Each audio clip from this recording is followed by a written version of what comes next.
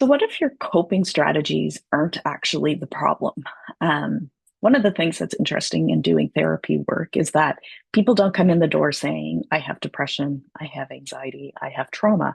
They may have some familiarity with those words, but usually what people come to therapy with is symptoms.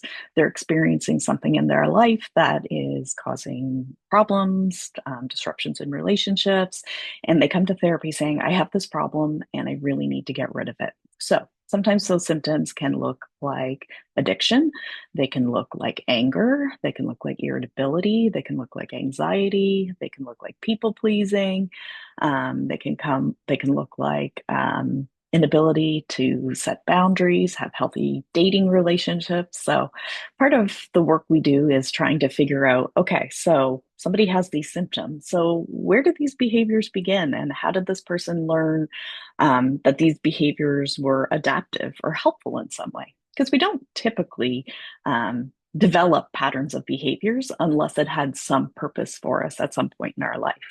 And because it's PTSD Awareness Month and we are talking about trauma, I'm going to kind of talk specifically about some of these symptoms and how they might relate to more of a traumatic experience or adaptation. So, using the first example of addiction, obviously, addiction is problematic behavior when people are consuming substances and it's interfering with relationships, financial problems, employment.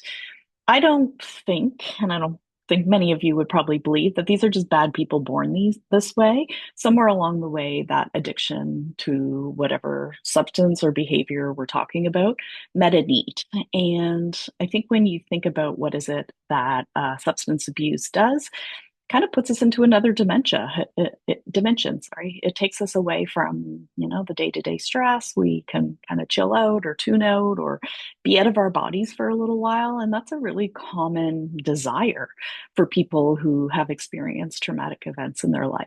And it's not to suggest everyone who has experienced trauma will become addicted as a way of avoiding pain, but I do think it's important to recognize it's not just the behavior that's problematic, because if we only focus our interventions on how are we going to stop this behavior, we do miss the opportunity to go a little bit deeper and help figure out where it started. Because if we can get to the root of what's contributing to the problematic behavior, then we can help people change their lives. They no longer need to depend on a coping strategy that's not helpful for them because they're able to relieve the distress that was caused by the original source of the pain.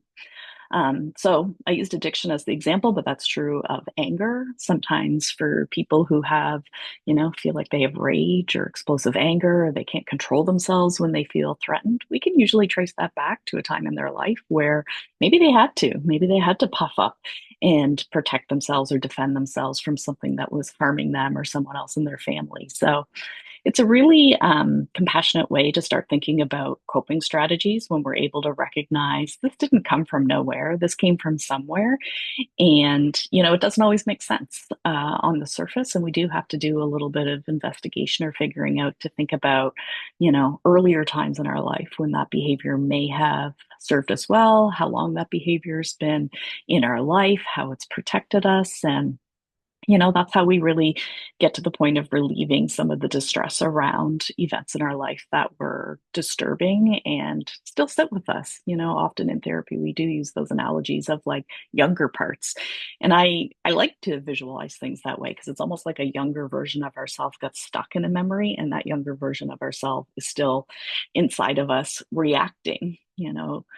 It is almost like when you have a child temper tantruming, right? You're like, oh my goodness, what am I going to do with this? But like, we can have little parts of us having a temper tantrum. We might logically know this is not rational or reasonable behavior, but because the behavior is so ingrained and so rooted in an earlier time in our life or an early part of ourselves, it really is hard to just come up with strategies to manage the behavior. So therapy, and I think good practice in general, is developing coping strategies to help calm, restore the nervous system. Everything kind of operates on a window of tolerance, and making sure we're kind of staying in a place that's healthy and agreeable to functioning in our life. But I also wouldn't totally disregard that there are elements of this that require deeper understanding and deeper work. And especially if you've been through trauma in your life, it just might take a little more time and patience to figure out where that began so we can help.